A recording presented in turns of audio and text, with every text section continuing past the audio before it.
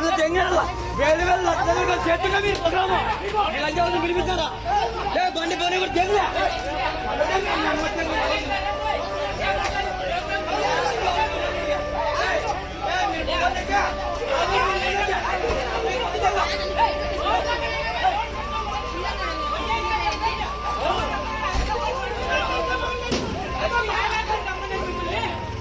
ఈ ఊర్లో యానంజా కొడుకు వాళ్ళని పిలిపించిన లంజా కొడుకు ఇది కానీ మొగోడైతే నేనే చెప్తున్నా నాదే ఈ ఊరే.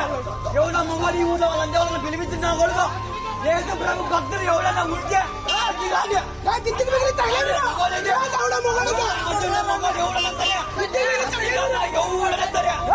అంటే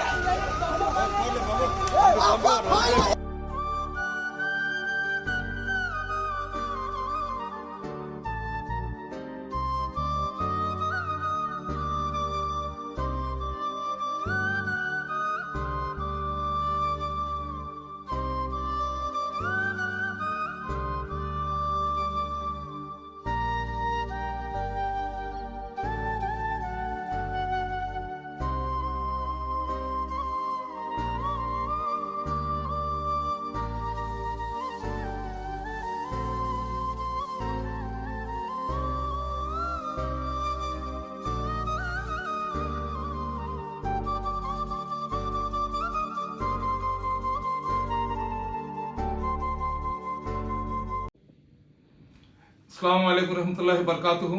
అందరికి నమస్కారం. క్రైస్తవ సోదరులకి ప్రైజ్ ద లార్డ్. సోదరులారా, భారతదేశంలో ఉన్న మనమందరం కూడా మన కులాలను మతాలను ఏ విధంగా గౌరవిస్తామో ప్రతి ఒక్కరు కూడా భారత రాజ్యాంగాన్ని కూడా గౌరవించాలా. అయితే భారత రాజ్యాంగం ప్రతి ఒక్కరికి జీవించే హక్కు, వాక్ స్వాతంత్రం, మనం ఇష్టపడిన మత ఆచారాలను మేము ఫాలో అయ్యే విధంగా ఆర్టికల్ 19 నుంచి ఆర్టికల్ 22 దాకా భారత రాజ్యాంగంలో పొందుపరిచి ఉన్నారు. అయితే భారతదేశానికి స్వాతంత్రం వచ్చి 78-79 సంవత్సరాలు అవుతున్నా కానీ ఇంకా ముస్లింల మీద, క్రైస్తవుల మీద దాడులు చేయడం, మతోన్మాదాన్ని రెచ్చగొట్టడం, కులాల మతాల మధ్య చిచ్చు పెట్టడం, క్రైస్తవులను కొట్టడం, ముస్లింలను ఊచకోత కోయడం అనేది తగ్గటం లేదు. నేను ఒకటే చెప్తున్నా, బీజేపీ పార్టీ చెడ్డదా, కూటమి పార్టీ మంచిదా, లేదా ఇంకొకటి మంచిదా చెడ్డదని నేను చెప్పటం లేదు. కానీ ఏదైతే మన ఆంధ్ర రాష్ట్రంలో సంఘటనలు జరుగుతున్నాయో ఆ సంఘటనల మీద చర్య తీసుకోవాల్సిన బాధ్యత సెక్యులర్ నాయకుడైన చంద్రబాబు నాయుడు గారి మీద ఉంది.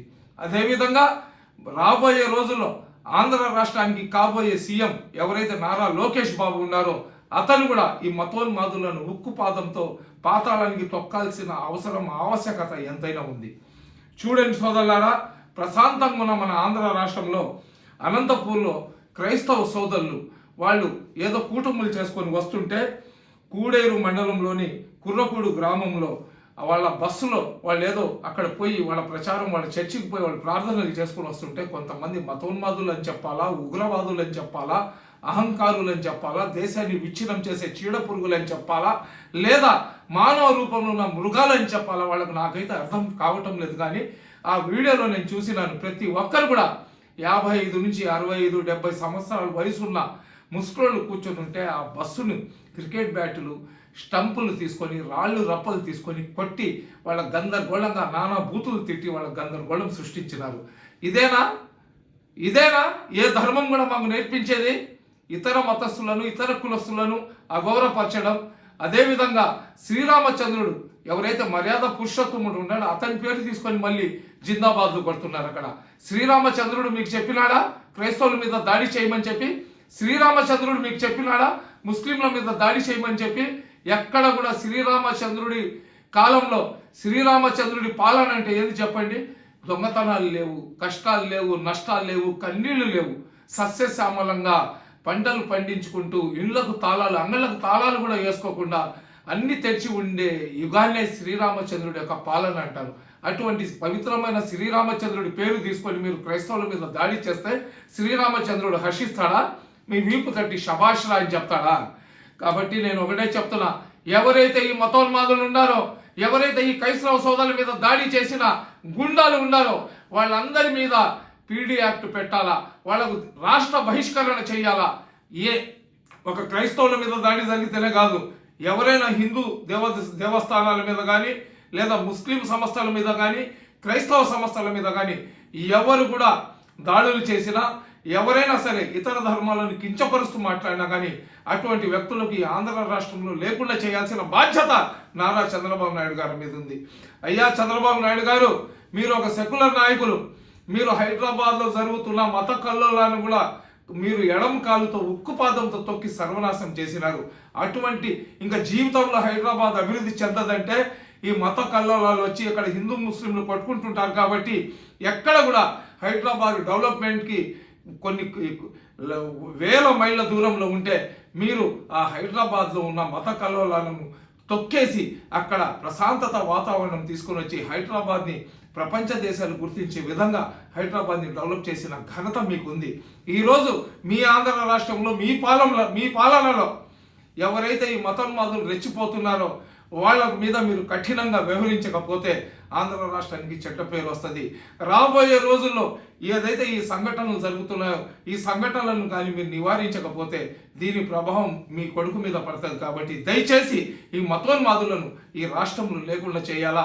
క్రైస్తవ సోదరులారా, ఈరోజు ఎక్కడో అనంతపూర్లో జరిగింది, ఎక్కడో ఒక గ్రామంలో కుర్రకుడు గ్రామంలో జరిగింది. మనకు ఎందుకులే అని చెప్పి మీరు చేతుల మీద చేతులు పెట్టుకుని కానీ కూర్చుంటే రేపు మీ ఇళ్ళ దగ్గర మీ ప్రాంతాల్లో కూడా దాడులు చేస్తారు. కాబట్టి ఎవరు తప్పు చేసినా మతోన్మాదాన్ని వ్యతిరేకిస్తూ ప్రతి ఒక్కరు కూడా శాంతియుతంగా బయటికి వచ్చి నిరసనలు కానీ తెలిపితే ప్రభుత్వంలో చలనం వస్తుంది.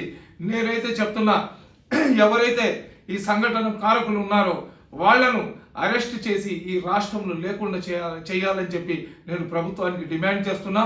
అదేవిధంగా ఎవరు ఏ కులస్తులను కించపరిచినా, ఎవరు ఏ కులస్తులను అవమానపరిచినా అటువంటి వ్యక్తులను ఈ రాష్ట్రంలో ఉంచాల్సిన అవసరం లేదు. అటువంటి వ్యక్తులను కఠినంగా శిక్షించాలని డిమాండ్ చేస్తున్నా. సోదరులారా, ప్రతి ఒక్కరు కూడా ఈ వీడియోను షేర్ చేయండి. అస్సలాము అలైకుం. జై హింద్.